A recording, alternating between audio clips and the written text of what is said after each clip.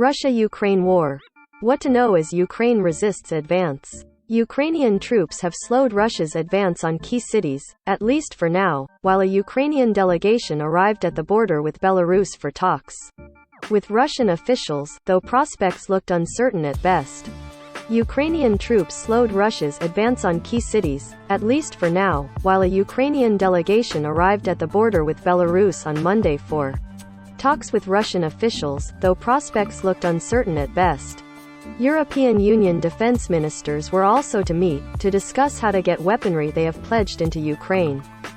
Meanwhile, Western sanctions triggered by the invasion sent the ruble plummeting, leading Russians to line up at banks and ATMs. The Russian military assault on Ukraine went into its fifth day after Russian President Vladimir Putin put his nuclear forces on increased alert, ratcheting up tensions yet further. What's happening on the ground? Kiev's outgunned but determined troops slowed Russia's advance and held onto the capital and other key cities, at least for the time being. Explosions and gunfire that have disrupted life since the invasion began last week appeared to subside around Kyiv overnight. Long lines formed outside supermarkets Monday as residents were allowed out of bomb shelters and homes for the first time since a curfew imposed Saturday. Exact death tolls are unclear, but Ukraine's president says at least 16 children have been killed and another 45 wounded, among hundreds, perhaps thousands, of other casualties. Millions have fled homes or the country. U.S. officials say they believe the invasion has been more difficult, and slower, than the Kremlin envisioned, though that could change as Moscow adapts. The British Defense Ministry said Monday that the bulk of Putin's forces are about 30 kilometers, 20 miles, north of Kyiv, their advance having been slowed by Ukrainian forces. Is there any chance for diplomacy? That's hard to tell. Ukrainian and Russian delegations met Monday on Ukraine's border with Belarus, but it was unclear what, if anything, those talks would. Ukrainian President Volodymyr Zelensky's office said Kyiv's delegation would demand an immediate ceasefire.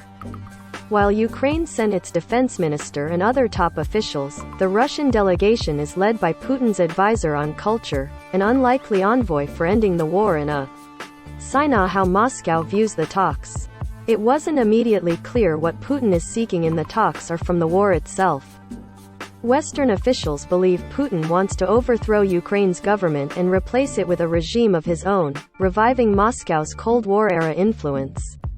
His comments Sunday raised fears that the invasion of Ukraine could lead to nuclear war, whether by design or mistake. The UN's two major bodies, the 193-nation General Assembly and the more powerful 15-member Security Council, are holding separate meetings Monday.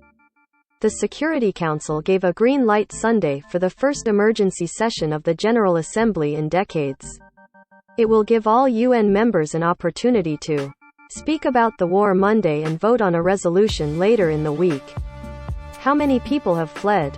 The head of the United Nations Refugee Agency said that more than 500,000 people had fled Ukraine for neighboring countries since Russia's invasion started on. The UN High Commissioner for Refugees, Filippo Grandi, gave the updated figure in a tweet. A day earlier, he had said that 368,000 people had crossed into Poland, Hungary, Romania, Moldova and other countries. Shabia Mantu, a UNHCR spokeswoman, said the latest and still growing count had 281,000 in Poland, more than 84,500 in Hungary, about 36,400 in Moldova, over 32,500 in Romania and about 30,000 in Slovakia. The rest were scattered in unidentified other countries, she said. What is the European Union doing?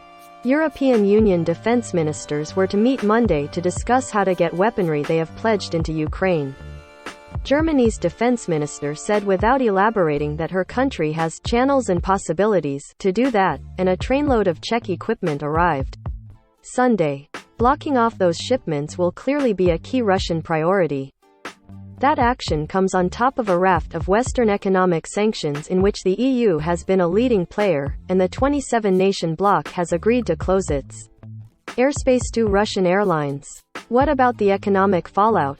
The Russian currency plunged about 30% against the US dollar on Monday after Western nations moved to block some Russian banks from the SWIFT international payment system and to restrict Russia's use of its massive foreign currency reserves.